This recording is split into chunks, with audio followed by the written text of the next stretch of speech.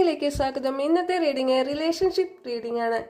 നിങ്ങളുടെ വ്യക്തി ഈ സമയം നിങ്ങളെക്കുറിച്ച് ചിന്തിക്കുന്ന കാര്യങ്ങൾ എന്തൊക്കെയാണെന്ന് നോക്കാം. നമുക്ക് റെസനേറ്റായ കാര്യങ്ങൾ എടുത്താൽ മതി, അല്ലാത്ത വിട്ടുകളയും. റീഡിംഗ് ഇഷ്ടപ്പെട്ടാൽ ലൈക്ക് ചെയ്യൂ, സബ്സ്ക്രൈബ് ചെയ്യൂ, കമൻറ്റ് ചെയ്യൂ, ഷെയർ ചെയ്യൂ.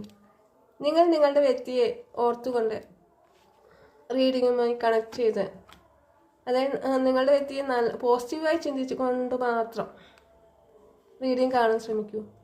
നിങ്ങളുടെ വ്യക്തി ഈ സമയം നിങ്ങളെക്കുറിച്ച് എന്താണ് ചിന്തിക്കുന്നതെന്ന് നോക്കാം. നമുക്ക് നിങ്ങളുടെ വ്യക്തി ഈ സമയം നിങ്ങളെക്കുറിച്ച് ചിന്തിക്കുന്നത് നിങ്ങൾ അവരെ വിട്ടു പോകുമോ എന്നൊരു ഭയം അവരുടെ മനസ്സിലുണ്ട്. നിങ്ങൾ നഷ്ടപ്പെടുത്തി കളയാൻ അവർ ഈ സമയം തയ്യാറല്ല. നിങ്ങളുമായിട്ടുള്ള ബന്ധത്തിൽ കൂടുതൽ സ്ട്രെങ്ത് കൊണ്ടുവരണമെന്ന്, അതായത് കൂടുതൽ ദൃഢമാക്കണമെന്ന് അവർ ഈ സമയം ചിന്തിക്കുന്നുണ്ട്. കാരണം നിങ്ങളെന്ന് പറയുന്നത് വളരെയധികം സന്തോഷവും സമാധാനവും അവർക്ക് ജീവിക്കാൻ പ്രേരണയും നൽകുന്ന ഒരു വ്യക്തിയാണ് നിങ്ങൾ. അതുകൊണ്ട് നിങ്ങളെ നഷ്ടപ്പെടുത്തുന്നത് അവരെ സംബന്ധിച്ചിടത്തോളം വളരെയധികം വിഷമമുള്ള ഒരു കാര്യമാണ്.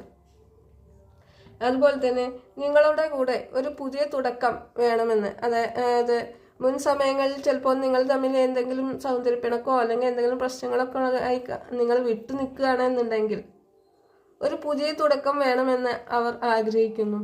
അതും വളരെ സ്ഥിരതയോടുകൂടി, അതായത് വന്നിട്ടും പോയിട്ടും അല്ലെങ്കിൽ വല്ലപ്പോഴും വന്നൊന്ന് മിണ്ടുക എന്നിട്ട് ഒറ്റപ്പോക്കാൻ പോവുക, അതുപോലെയല്ല. വളരെയധികം സ്ഥിരതയോടുകൂടും ദൃഢവുമായിട്ടുള്ള ഒരു ബന്ധം നിങ്ങളുമായിട്ട് വേണമെന്നാണ് അവർ ഈ സമയം ആഗ്രഹിക്കുന്നത്.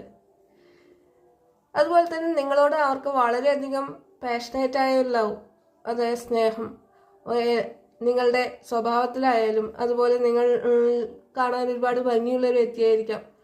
നിങ്ങളുടെ സൗന്ദര്യത്തിലായാലും എല്ലാ കാര്യത്തിലും നിങ്ങളോട് വളരെയധികം അട്രാക്ഷനാണ് ഈ സമയം അവർക്ക് തോന്നുന്നത്. അവർ കരുതുന്നത് നിങ്ങൾ അവരുടെ ലൈഫിലുണ്ട് എന്നുണ്ടെങ്കിൽ അവർക്ക് എപ്പോഴും സമാധാനവും അതുപോലെ തന്നെ എല്ലാ കാര്യങ്ങളും നേടിയെടുക്കാൻ കഴിയുകയും ചെയ്യും എന്നതാണ്.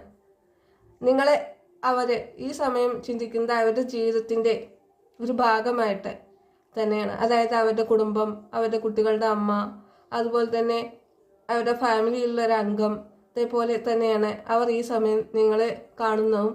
അങ്ങനെ ഒരു ലൈഫ് അവർക്ക് വേണമെന്ന് നിങ്ങളോടൊപ്പം എന്നുള്ളത് അവർ